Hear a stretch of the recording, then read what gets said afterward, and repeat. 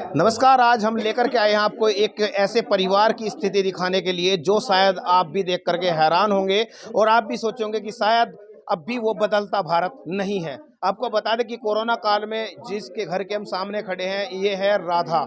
इनका पति गुजर गया था कोरोना काल के अंदर, लेकिन कोरोना काल से जो बच्चों को परवरिश करने के लिए जो पैसा मिलना चाहिए वो इन्हें नहीं मिला।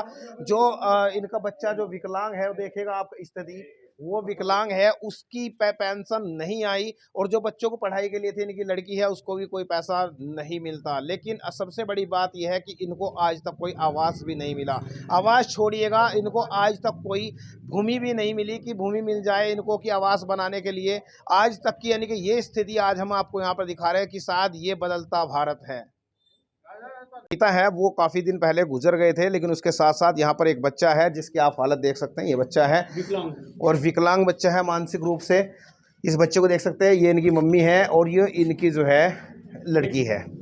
और अब आपको हालत ये बता दें कि ना तो इस बच्चे की पेंशन है जिस प्रकार से होनी चाहिए, विधवा इनकी पेंशन है, उसके बाद इनके साथ में कोई ऐसा आसरा नहीं है, कोई आवास नहीं है। और उसी के लिए तमाम हम बात करेंगे। पहले इनसे नाम पूछें, क्या नाम है आपका? राधा शर्मा।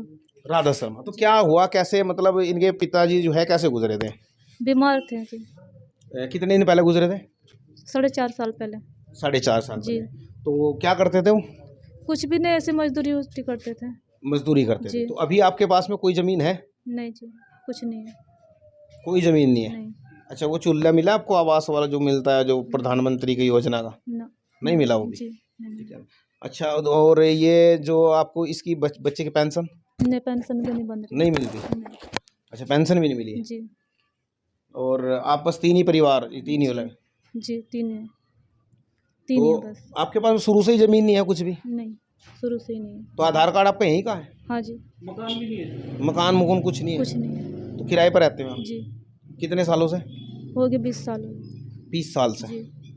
चलिए, 20 साल से किराए पर रहते हैं। तो इनसे बात करेंगे। प्रधान जी हमारे साथ है। प्रधान जी, इनकी बताइएगा कि क्या कंडीशन है, क्या है, क्योंकि इतने दिनों से आपकी प्रधान जी तो प्रधानमंत्री मतलब योजना ऐसी आई कि आपके इसमें भी आवास में शायद ना आई हो अभी तक, जो पिछली लिस्ट आई आपके इसमें? पिछली लिस्ट आई है अब तक तो। ये नई लिस्ट जो भेजी थी उसमें इसका नाम भेज दिया था और उसमें इसका मकान आएगा जी। मकान आ गया, लेकिन मकान तो आ गया, इनके पास में ज़मीन तो है नहीं, मकान कैसे? जमीन ग्राम समाज की ये भी सोमवार को परसों को अलाट कर दें किसी का नाम, 200 गज का पट्टा, और उसमें हो जाएगा। हो जाएगा। तो अब से पहले क्यों नहीं हो पाया? मतलब इतने दिनों से परेशानी नहीं थी, अब से पहले क्यों नहीं? पटवारी जी का एक्सीडेंट हो रहा था, करीब 2 महीने हो गए मैं आए नहीं यहाँ से। अब आए में आज बात हुई, उन्होंने कहा सोमवार को 10 बजे मैं यहीं मिलूँगा आपको, ये तय। यानी ऊपर से बॉर्डर आ चुका कि हाँ अब जो इनको अलाउड कर दिया जाए इस तरह से? जी। अच्छा, ये कह रही है कि पहले इन्होंने कहीं किसी प्लॉट में फोटो खिंचवाए थे, उसी वजह से आवास का वो आया, तो वो प्लॉट भी नहीं इनको दिया गया? वो प्लॉट जो था यहाँ मंदिर के सामने था वो दिया नहीं, उन्होंने मना कर दी फिर बाद में। वो कैसा प्लॉट है तो भी आबादी का ही है। अच्छा, हाँ जी। तो वो नहीं? टंकी के बराबर में दिया जा रहा बस। अच्छा, मतलब आवास में ही है, मतलब अंदर में ही हाँ है? जी जी। जिस तरह लड़की मतलब नहीं नहीं, कोई दिक्कत नहीं जी। गांव के बीच में है, मकान है बराबर में भी, सामने भी, पीछे भी, 3 तरफ मकान है।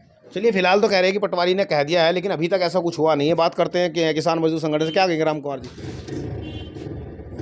मैं पत्रकार बंधुओं का हार्दिक धन्यवाद करता हूं, चूँकि पूरी पारदर्शिता हमारे पत्रकार बंधु करते हैं। पत्रकार बंधु अगर यहाँ ना हो देश दुनिया में तो यहाँ सब मामला खराब हो जाएगा। मैं पिछले 1 महीना पहले एसडीएम संगीता राघव जी के यहाँ इन तीनों को लेकर के गया था, मैंने पेश किया था। आप पत्रकार बंधु भी थे और भी थे, वहाँ काफ़ी लोग थे। मैंने तत्काल 3 लेटर लिखवाए थे, बीडीओ के नाम और सहारनपुर के नाम और एक पटवारी के नाम। उन्होंने तत्काल 3 योजनाओं का आवंटन किया कि 4000 पेंशन लड़कों को दी जा पढ़ाने के लिए और 4000 पूर्ण विकलांग इसके लिए, और इसके पूरी समीक्षा करके इसके पट्टा अलाटमेंट हो सकता है या नहीं उसकी भी जांच करी जा। उसमें जांच में सब कुछ उन्होंने सबूत दे दिए कि हो सकता है, मगर संगीता राघव जी ने भी हमारी बात को हवा में टाल दिया। हमें वहाँ पत्रकार, काफ़ी लोग पत्रकार वहाँ पे थे। आज सीडीओ के यहाँ सुबह में गया था, ये मौके पे थे, ये लड़की थी। सीडीओ साहब के जूनियर अधिकारी थे, उन सबसे हमने रिक्वेस्ट करके हम चक लिए। मैंने कहा मानवता को शर्मसार ना करो, सरकार की चीज़ है, इनको दी जा। ये इनके ऊपर ना छत है, ना मालिक है, ना कमाने वाला है। लड़का मजदूरी करेगा, ये लड़का देखो पूर्ण विकलांग है, लड़की दूसरे घर की है। मैं चाहता हूँ इसको सरकारी आवास पटवारी कानूगो पटवारी मिल करके, एसडीएम महोदय मिल करके इसको पट्टा अलॉटमेंट करें, और जो मकान आवास आया हुआ है सरकार की योजनाओं से उसका लाभ मिले, उसको तत्काल 3 लेटर लिखे। लेकिन लेटर भी वो हमारे आगे हवा में रह गए। आज हमने पटवारी से कहा, उन्होंने कहा ग्राम पंचायत है ही नहीं। मैंने कहा सीधो आप नक्शा मंगवाओ। हमने कहा कोई दिक्कत नहीं, प्रधान जी ने वहाँ प्रयास भी कर रखा, इन्हें वहाँ प्रयास भी कर रखा। हम खुश हैं इस बात से। पहले जहाँ आवंटित करने का मौका था वहाँ आबादी निकली, वहाँ की प्रधान जी की मजबूरी हुई, कोई बात नहीं। हम गलत लड़ाई बिल्कुल नहीं लड़ने के, ये तो लड़ाई इस मुद्दे की है। बाकी अगले मुद्दे बाद में बताऊंगा आपको हम 10-15 दिन के बाद। तो मास्टर जी से बात करते हैं। मास्टर जी क्या कहेंगे, जिस प्रकार से मतलब इतने दिनों का है और कोरोना काल में भी इनके जो बता रहे कि इनके पति गुजर गए थे, तो कोरोना काल में एक पेंशन आती है बच्चों के लिए, वो भी इनको नहीं मिली, और आवास की जो जमीन है वो भी नहीं मिली। अब प्रधानमंत्री आवास का पैसा आया पड़ा, वो भी फंसा पड़ा है। तो इतनी स्थिति को किसको जिम्मेदार मान रहे हैं? बात यह है जी, सबसे पहले तो मैं आप तमाम का, आप पत्रकार बंधुओं का और हमारे जो सम्मानित साथी किसान मजदूर यूनियन से आए हैं, तमाम का हृदय की गहराई से बहुत बहुत अभिनंदन करता हूं। और एक ऐसे मुद्दे को लेकर चले आप लोग कि जिसमें वास्तव में सुधार की ज़रूरत है। शासन प्रशासन ने इस पर गौर किया होता तो ये आज दुर्दशा ना होती। ये परिवार वास्तव में दर दर की ठोकरें खा रहा है। आज इसका कारण यही है कि भाई जो है इनको कोई प्रोटेक्शन नहीं मिला।